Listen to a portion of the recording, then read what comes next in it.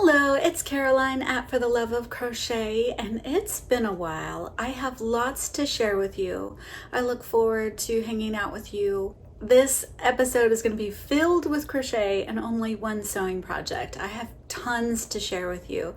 So settle in, my friends. It's going to be a long one. Here we go. So for the first project I have to share with you, I joined in with Emma Varnum. She was doing a Stash Heap Challenge, and I was going through my yarns, and the yarn that I have the most of and I never use, never pull it out, is my 5-weight yarns. And I had collected quite a bit and never used them because you can't really use them for garments unless you're going to make a huge chunky sweater, which I am not in my temperature.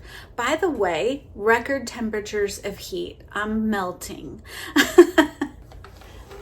Some of you may have been following me a while, but this was my Stash Heap box that I would put all my scrap yarn in. And so what I did is I filled it with all my 5-weight yarns. Now these ones are all my furry ones, except for this red one and this light blue one. The rest are very furry type. And so I didn't include them in these two projects. So these are the only ones I have left. 16 left out of 36 balls. Not bad. Now that was just the stash that I had pulled out that I want to use up. But when I looked deeper in my yarn closet, I found a little bit more. So I could have used it, but unfortunately I didn't pull it out. I didn't know that it was in there. And here is the result. So I did this stitch. I'm drawing a blank on what it's called. I always call it my zigzag blanket, but I know that's not the stitch. And then I used these at the points, and I love it. So the main color throughout all of this is gray, and I love this blanket. Now, the only thing that I wish I had done was I wish I had used a bigger hook. I only used, I think, a 6mm hook. This is so beautiful. I love it. All mix of colors. Then I ran out of gray, but I wanted it a little longer, so I ended up using the black. And it didn't fit quite well with the rest of the blanket. It got really dark at the end, so I stopped it.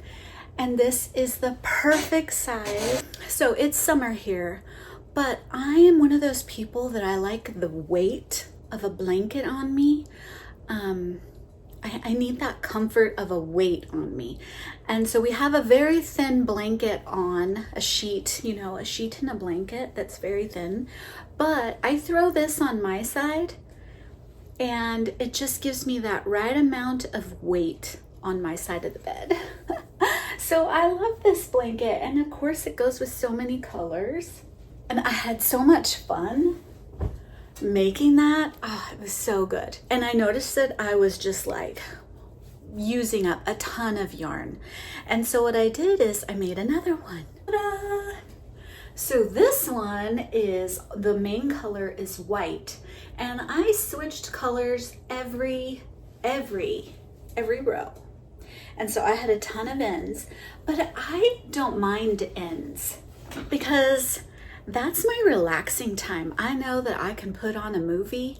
I don't have to look at a pattern. I just grab my needle and my scissors and I weave and snip, and it is just so relaxing. I actually love weaving in my ends because I know that I do not have to like bounce back and forth to my pattern. I don't have to see which yarn I need to grab next, or what do I want to do next in this blanket. So I love weaving in ends. I know that I could just sit and relax.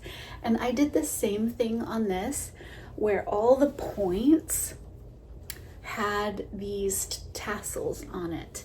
Now, every time I make one of these blankets, it's for donation. And every time I do one, I'm like, I want one. I really, really want one. So that one was mine, and I was like, I'm keeping this one. I always make them for donation, and I love how they come out. So this one will be for donation, and it's actually the same size. I can't remember how many rows I used, but it is so beautiful. Just gorgeous. I love it. Those are my 2 stash heap challenges. I joined in with Emma Varnum. And speaking of another challenge I'm joining in on, there is a new crochet podcaster called In My Spare Time Crochet. I don't remember her name, but she is doing she's doing a year-long crochet along, and you're basically making 1 granny square a week. So it's 52 grannies. So to crochet 1 for every week of the year. Okay, so In My Spare Time is having a crochet along starting in August. I will link her video down below, and she is so funny. She's quite cute, and she films her outtakes so cute. So if you're looking for a new crochet podcaster, go and check her out. Go and subscribe and like, and I will link that video of where she talks about this book. She has a couple of videos on it. One, she does a very good walkthrough on this book. But look at those squares. So the idea is to do 1 of these squares a week for the year starting in August. My favorite square is this one right here. I have so many ideas for this square. I think it's so pretty. It looks like mountains. It can be a tree. Really, really like this design. I've never seen anything like this one before. And they may be out there, but I haven't seen one. And then here is the back. It does come with projects in the back for you to use. I like this sun one. So pretty. I plan on joining in. It starts August 1st, and so it's going to be 1 granny square a week. And part of the challenge for this, for me, is I can read amigurumi patterns pretty well. But when it comes to patterns like this, I struggle a little bit because we're turning corners. We have different designs going on. It's just a lot more for me to understand. And so that is part of the challenge for me, is I want to get better at reading these types of patterns. And I figured if other people were making it, I can ask questions like, hey, how do you do this part again? I don't know what we're doing here. So I'm hoping that that is the case, because this is a very pretty granny square book, and I love my granny squares.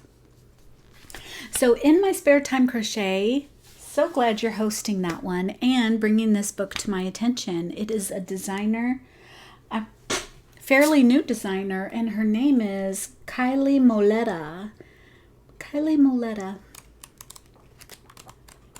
She does a lovely walkthrough, so you can kind of see all of these patterns. Next up, I have a scrappy blanket that I'm working on that I've started quite a few months ago, maybe a couple months ago, and that was to use up all the little balls that I've been collecting from all the latest projects. And it seems like that stash just never dies down.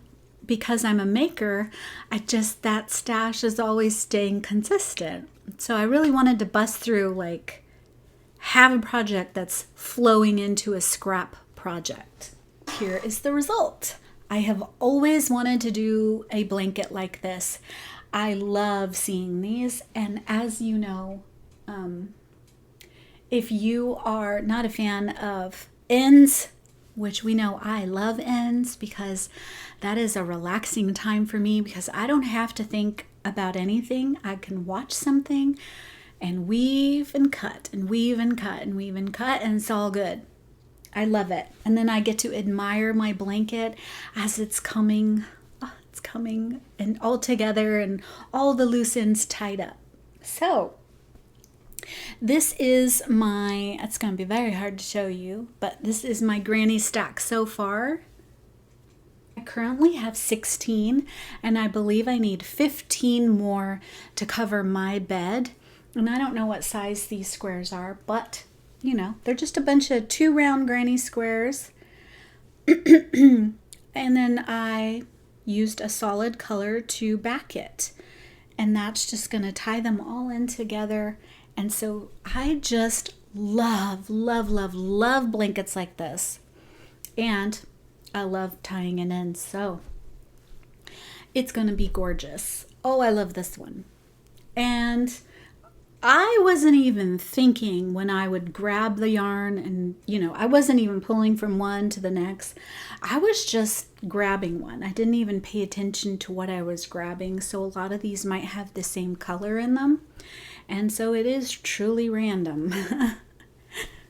And then toward the end there, I was like, no, I want to make sure they're all different.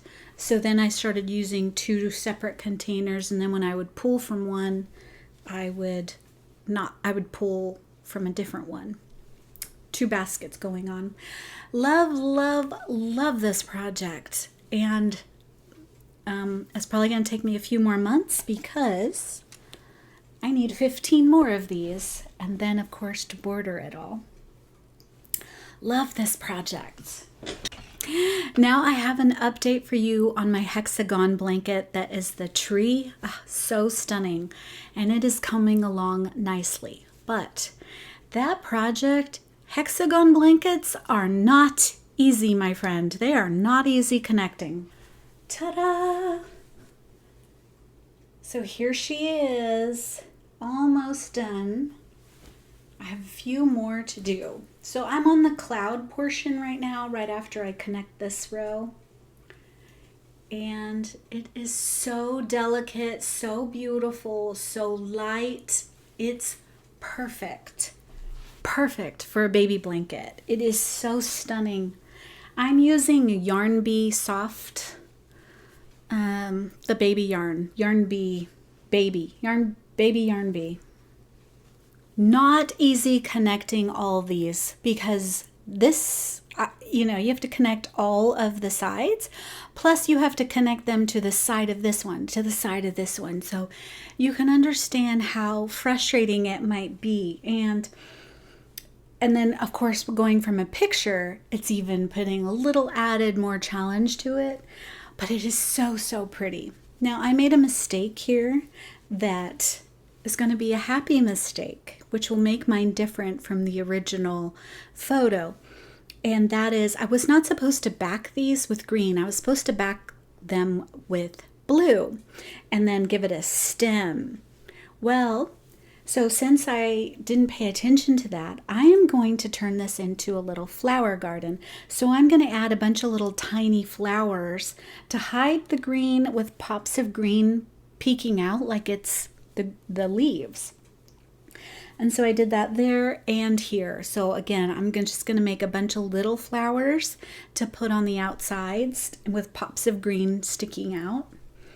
And then I think what I'm going to do is add a bird up in the sky or maybe even in the tree. And I wanted to add a sun, but right now I'm so excited to maybe finish this and get this off my hook that I may stop with just the birds and the flowers because that'll be my own little added design to this, which was so beautifully done by Sarah D. Crochet. And then the hexagon design itself is by Rachel Carmona. Cypress Textiles is her design name. So pretty. And this is going to be for my future grandbaby. I don't have any yet. There's none in the oven. But build it and they will come is the plan. So yeah, I'm very excited to see how the hexagon blanket is coming along, but it was very hard. Now I know why there's not very many of those out there and then why people just tend to stick with squares. Now on to some amigurumi. So I'm going to pop in a video because I wanted to gift these and I hadn't made a video.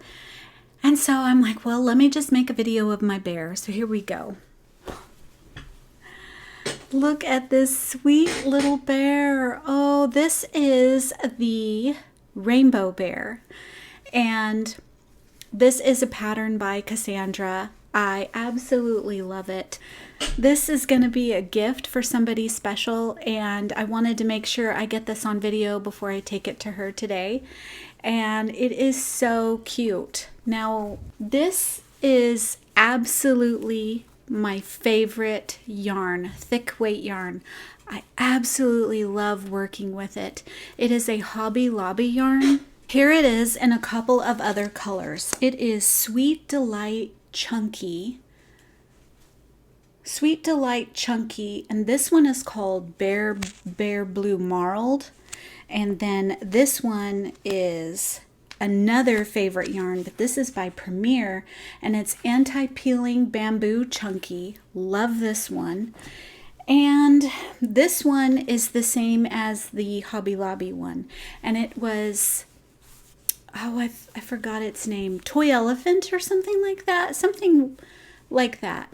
It's just so cute. I was looking for a bear pattern because this yarn is just incredibly soft. I think it needs to be a baby blanket, a baby hat, a baby sweater.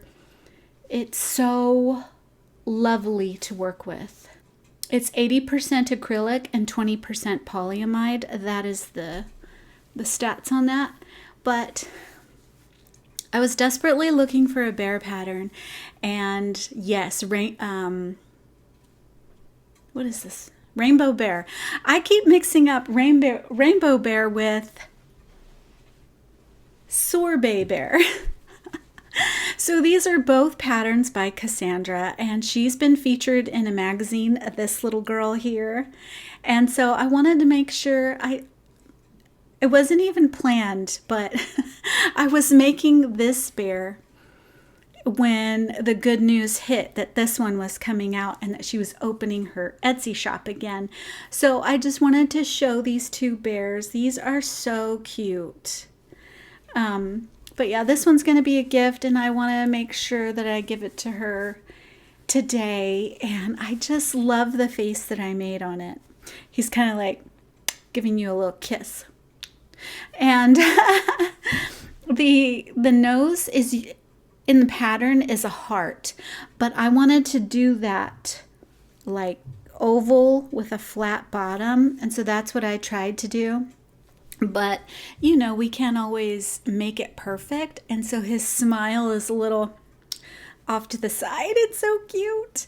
Now she has a little bit of rosy cheeks. This little lady's I didn't want to put too much stuff on it, but I absolutely loved it. So cute. Okay. So I really made this for one of the sewing ladies that is in my sewing shop. I didn't know who I was making it for. So I was making this bear because I had this yarn and I really wanted to make this beautiful, comforting bear. This is Cassandra's bear pattern, the Rainbow Bear. Such a cute bear pattern. And is it the Rainbow Bear? Yes, it's the Rainbow Bear. I get the Rainbow Bear and Sorbet Bear mixed up because Sorbet Bear is in a rainbow. So it's confusing. But here we go. I have made both, and both of Cassandra's patterns are available. I will link them down below. So when I finished the bear, I knew exactly who it was going to. It was going to the sewing lady at the shop who I've been wanting to give her something for a while, and I just hadn't made anything yet, or nothing spoke to me like that. But when I made this one, I knew this one was going to be for her. And then when I was giving it to her, I really wanted to gift another one of the young ladies there who's new to the sewing shop that I go to. But she's so sweet, and she's always commenting on my stuff, and I was like, oh, I know exactly who to give Sorbet Bear to. So Sorbet Bear went to another sewing young lady at the shop. And when I took it over there, it was so nice. They were so well received, and they have new homes, and I'm so happy. Those little bears are making two ladies very, very happy, and a lot of other sewing ladies like, when am I going to get mine? So my next mix will probably definitely be for the sewing ladies because I'm growing out of house and home over here. I can't keep making more amigurumi without a home. So these ones are going to be gifts, the next amis I make. Which brings me to my next idea. I really wanted to join in on Christmas in July because it really gets me thinking future and preparing for Christmas rather than getting to Thanksgiving and like, oh my gosh, what am I going to get everybody? No, we do not give gifts for people. We play games and we just buy random gifts, which makes it so much easier and nicer. Well, for my Christmas in July, which I'm not doing, I'm just doing it when I want to do it. So instead of calling it Christmas in July, I'm calling it Operation Christmas Child because what I plan to do is the makes that I'm making, I want to fill them with a few handmade gifts like bags, or I'm making a lot of bags, and then a few of my favorite things that I like buying for kids or for gifts. And so if you're looking for gift ideas, I have ideas for kids, tons of ideas that might fit in little boxes that are so useful yet not junky. Like I don't want to fill it with just junk. So I want it to be useful items, but yet sweet items. But definitely I would like to try and gift the amigurumi and a sewn bag. So if you'd like to stick around and see what I've always wanted to do, Operation Christmas Child, and just never had the means to do it. And I feel like this year I would like to try and fill at least 5 boxes, but I don't know if I can do it. So if you are interested, hit that like and subscribe, and you want to see what I'm putting in my boxes, or if you'd like to participate in Operation Christmas Child, they do this all over the world and they do these pickups. So I need to do a little more research to see what is acceptable and not acceptable, but maybe even like a little storybook, some crochet items that might fit with the theme. That's really, really cute. And I think I would like to try and do the older children because little ones are so easy to get for, but it's the older ones I feel like are a little harder, and maybe because they don't get all the cutesy little stuff. So that is my target, the older side of kids in Operation Christmas Child. So yeah, I'm going to be making videos on that, and I have a couple of sewing projects to share with you. I didn't snip all my little threads yet. I just finished this project. It is so, so cute. I went against the grain. So this is using my embroidery machine, and this little class was held at my local sewing shop. Now I picked all these colors and the towel, but I was trying to go against the grain. Okay, so I'm a very bold colors, bright yellow, bright pink, bright turquoise, bright peachy-ish, corally orange. I like those colors. I'm drawn to those colors. But I admire like Cherry Heart, who has that very soft color palette. And so since I admire it so much, I'm like, okay, let me go against the grain and let me go light. So I went with a very light gray. I went with these little beautiful flowers. It's still my signature color. And then a very light green, a very light pink. And I knew pink and gray would go, but every time I looked at this, I was like, darn it, I want to go darker. I want to go darker. I kept saying, I want to go darker. So much for going against the grain. Just stick with the colors you love. I think I was undecided. At first I thought I was going to hang this in my kitchen because my kitchen is gray. And so that's what I was thinking when I made it. But I'm thinking I may gift it. So we'll see where this ends up. Okay, one more sewing project. In a previous video, I mentioned a quilt top that I needed to quilt, and I wanted to do it in the embroidery machine, but I opted not to because it was going to take me way longer because I'm still learning, and it's just sitting in the box, and I didn't want to sit in the box because I have so many more things I want to make. So I decided to quilt this up. And part of the reason is Pin Cut Sew. I think she's my cheerleader for, you know what, things don't need to be perfect. And I'm not a perfectionist for sure. But I did start quilting this. And I did free motion quilting. Oh, it is way too hard to get on camera. But oh my goodness. And I used double the batting. So I used wool and cotton to make it even more thicker. Now, so I just did free motion quilting in all of the hearts and in these little borders and in here. The only part I haven't quilted is the end here. I'm undecided on what I want to do, or if I just want to do some more free motion quilting. I think what I wanted to do is just quilt in the ditch, stitch in the ditch type thing around here, these two lines, and that's it. I think that's what I had decided. So once I do that, then I'll add the border, and the border is going to be this beautiful color. Okay, so yes. And yeah, so this, oh, and then this is the back. So you guys see all my stitching. I feel so liberated, like having so much fun making these projects. I think that sums it all up. I have a lot of projects that I'm going to be hooking up for Christmas or for my room here.